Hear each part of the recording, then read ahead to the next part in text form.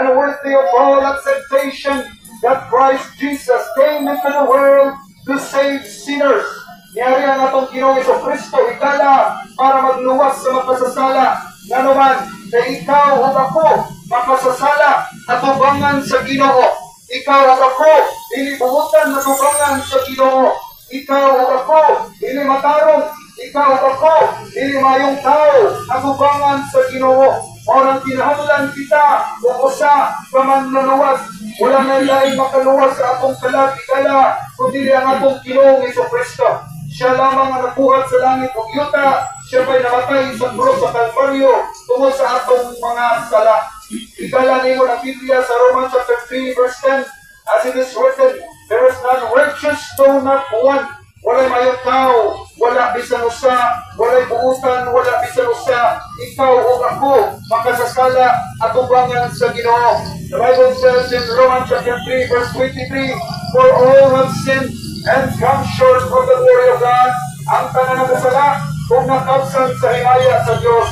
Muna nag-ingon sa Romans chapter 6 verse 23, for the wages of sin is death. Muna ikala ang bayad sa sala, kamatayon.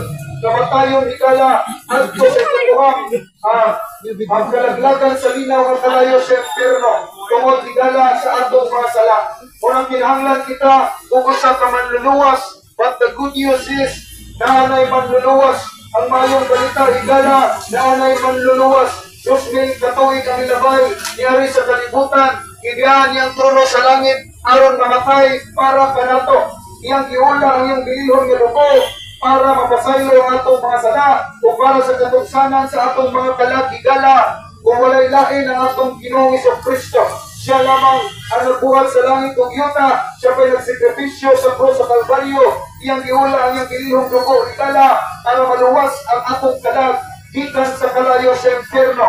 Ug siya ginubong, ug siya katulog ka adlaw na banhaw, sumala sa mga kasulatan, kanay 500 kapin ka mga testigo na nagpamatuod ng atong Ginoong Jesucristo.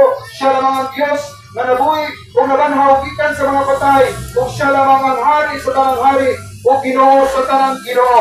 Tungod ka sa labong bukma, grasya o kaluoy sa atong Ginoong Jesucristo. The Bible says in John chapter 3 verse 16, for God so loved the world that He gave His only begotten Son, that whosoever believeth in Him should not perish, but have everlasting life. Tungod sa labong bukma sa atong Ginoo, higala, iyang ipadala ang iyang butong ipakatao ng anak, na si Kristo Jesus, o si Bisan Kinsa, ang moto, o mosalit ng Kristo Jesus, dili kayo't malaglag dito sa linaw na kalayo sa impyerno, kung dili makabaton, o kinabuhin kayo